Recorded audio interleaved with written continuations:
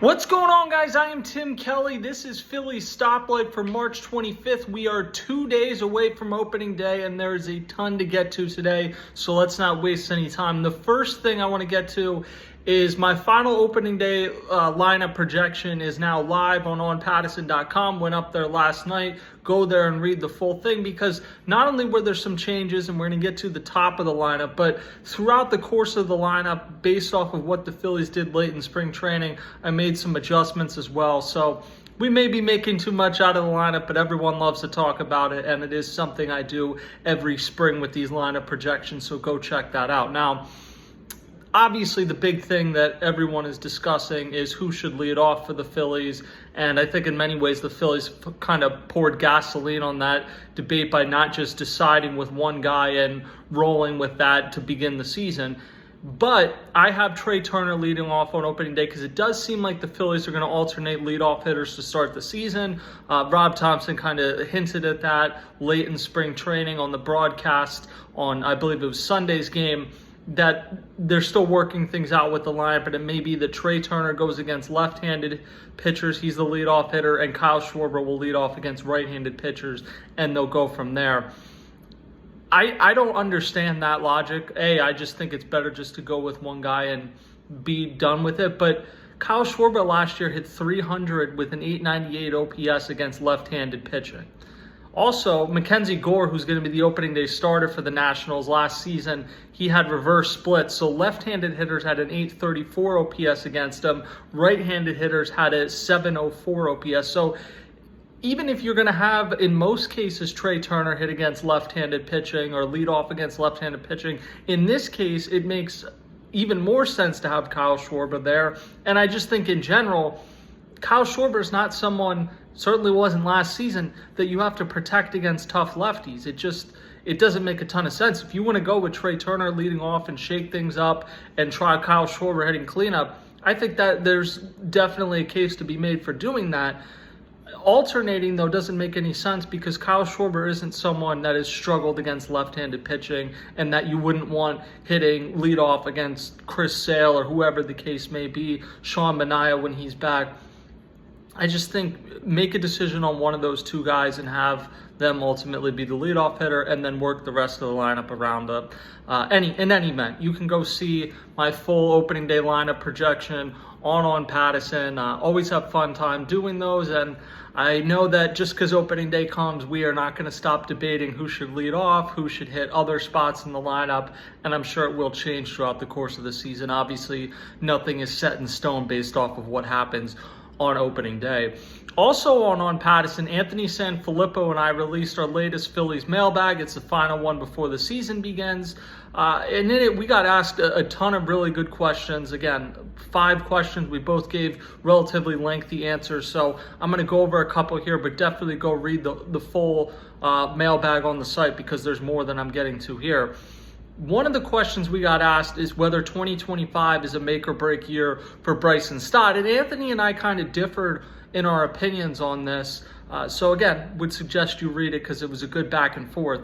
I think it is, with Aiden Miller looming, and to me, he passed the eye test in spring training at shortstop. If the bat continues to develop, and I'm not saying this year, I don't think the Phillies are moving Trey Turner off shortstop in the middle of the season, but next season, it would not shock me if Aiden Miller ends up being the primary shortstop, even if he's not maybe there on opening day, if he ends up getting the bulk of the looks at shortstop in 2026. And if that's going to be the case, if the Phillies anticipate that being the case, they're likely going to be moving Trey Turner to another position. It's possible they keep Turner at shortstop and Alec Boehm's not at third and Aiden Miller plays third. But I think right now the most likely scenario is in 2026, Aiden Miller is at shortstop, which would mean you have to do something with Trey Turner, who's obviously going to be here. You obviously still want his bat in the lineup, but you would have to move him defensively. And I know a lot of people have talked about left field.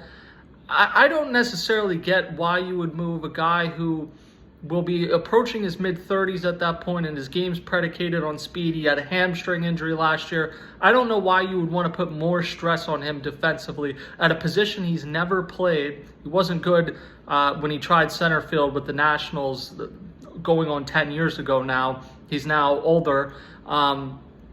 So I just think it makes sense if you're going to move Trey Turner off shortstop, to move him to second base. That's the natural spot. With that said, if Bryson Stott has a huge year offensively, maybe you rethink that and you reconsider.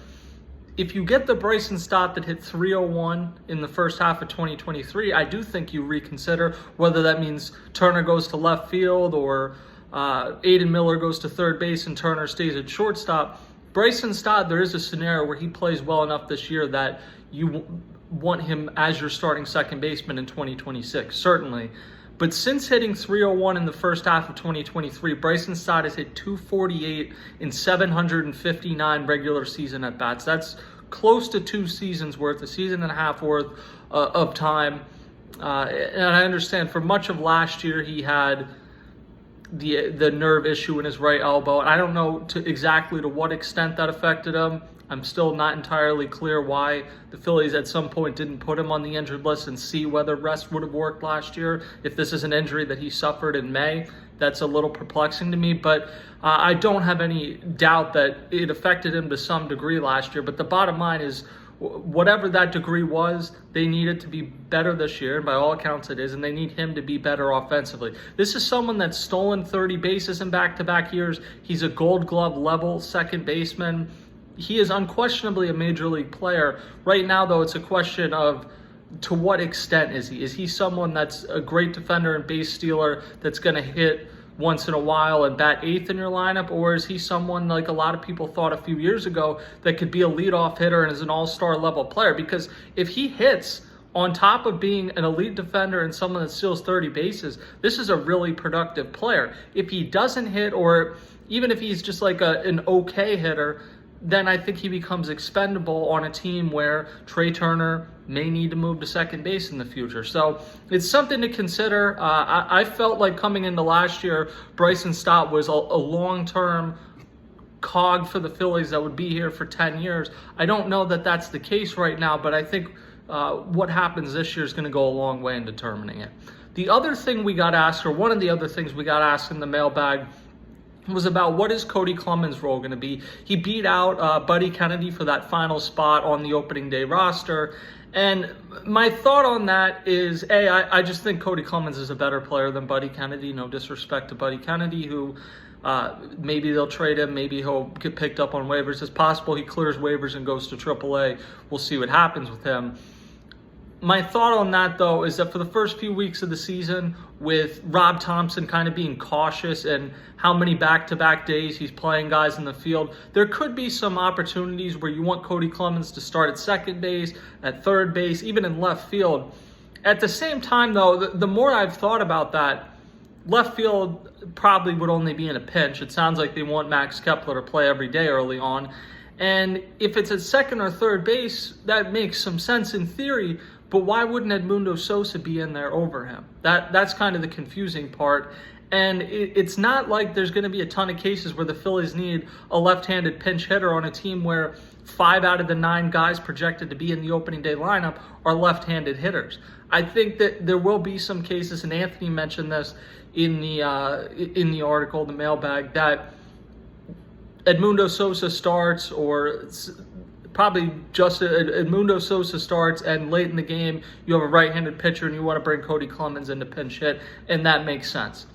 I don't know how many of those opportunities you're realistically going to have, especially if Sosa isn't playing a ton. The Phillies may just say, even if the matchup isn't great, we want him to get 4 at-bats today so he stays fresh, because throughout the course of the season there'll be injuries, there'll be underperformances. There will be a stretch where you need Edmundo Sosa to play relatively regularly, most likely, and you want to keep him fresh. And he's a good player when he's used in short spurts. You saw it last year when Trey Turner was out, how productive he was for a period. So when it's not the regular 9 in there, Edmundo Sosa to me would be the first guy in, and I don't see a ton of opportunities for Kody Clemens early on. Now, injuries can change that, and obviously you don't want to have injuries, but they happen.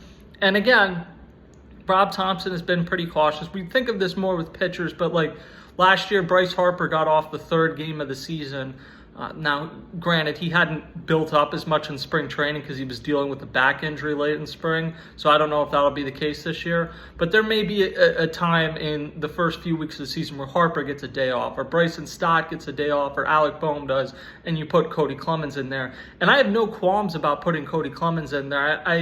I think it's unfortunate the last few years that having options kind of worked against him, because in my mind, when he came up, especially last year, but the year before as well, he maybe got a little overexposed in Harper's absence. But when he came up, he made an impact. Like, I think he's someone that maybe is hurt by the DH, because in a time where National League teams needed pinch hitters, Kody Clemens would have had a more regular role. Right now, I don't see a ton of a role for him. And it does make me wonder, and I feel this way about Taijuan Walker, just because guys are on the opening day roster does not mean they're going to spend 6 months on the roster, does not mean they're going to spend 6 months in the organization. It's kind of something to follow. I think Kody Clemens will be in the majors this season. How many of those games are with the Phillies? I don't know. That's going to do it for today's episode of Phillies Stoplight. The next time you see me, Anthony and I are going to be at Nationals Park in D.C. For opening day. I'll be there for the entirety of the first series.